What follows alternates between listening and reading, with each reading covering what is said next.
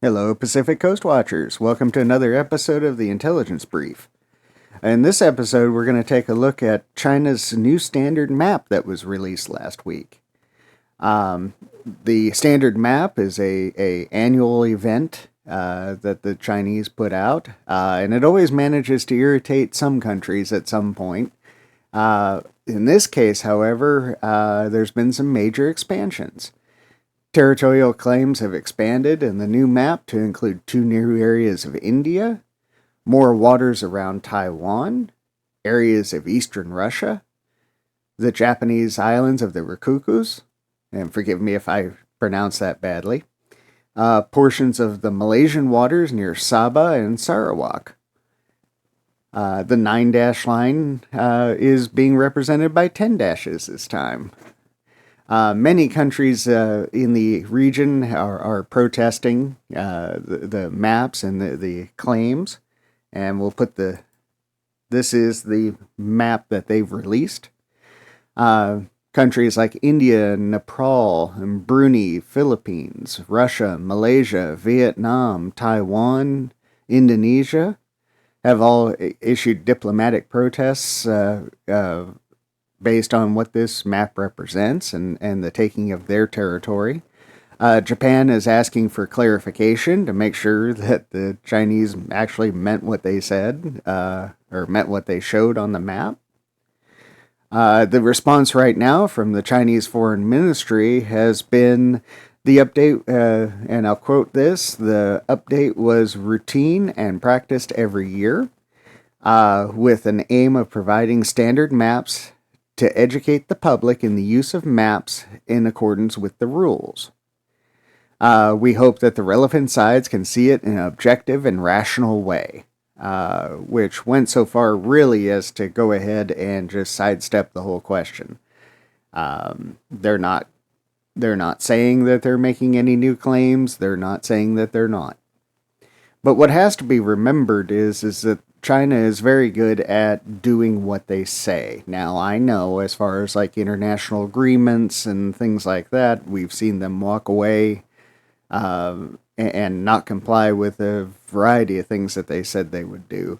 But when it comes to policy, they tend to tell you exactly what they're going to do and do it. So it has to be taken into account that in June of 2018, China, during a conversation with Xi Jinping and the U.S. Defense Secretary at the time, General Jim Mattis, Xi told him that China is committed to peace but cannot give up even 1 inch of the territory that the country's ancestors left behind. And that's kind of a key note here. In my research, I came across this map.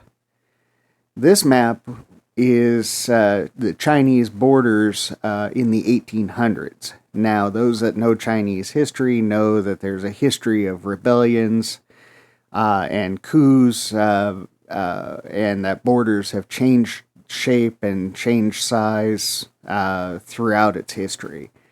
But if we were to go to this one, which was prior to the Communist Party revolution, you can see that the outline of the map is very similar to what China is putting out now. And to me, this is very telling because we look at areas like India, Nepal, and Bhutan, around where it says Lhasa. That area is disputed. That area has armies on either side of the border that have been building infrastructure, and that border has also devolved into combat on a couple of occasions now. So that's an area that definitely has to be watched with it. Now, what interests me is getting up into Russia. Russia, of course, is in this war with Ukraine, and it's severely weakened at this point. After the war, are we going to see a Chinese push north into Russia? That's going to be a very interesting question to see whether that happens. And if so, what happens to the quote-unquote alliance between the Chinese and the Russians? So there's a lot of questions and a lot of interesting things to keep an eye on this one. And of course, we'll just have to wait and see. So with that being said, it's the end of this video. I just wanted to put out a short one just to kind of show you guys the map and what's happening there and the blowback that China is getting from it. This video is going to be published onto our Facebook group, the Pacific Coast Watchers Facebook group, and will also end up on the Pacific Coast Watchers YouTube channel. If you're interested in joining our Facebook group, I'll leave a link in the description of the video, and we'd love to have you there. On the group, I post news articles from around the world in relation to China and the PLA. And it's we have a very international audience right now, and that's a great thing. It's generating some very interesting discussions, and we'd love to have you come and be a part of it. Please remember to like the video on YouTube so other people can find it, and share with your friends if you would. And we'll see you soon.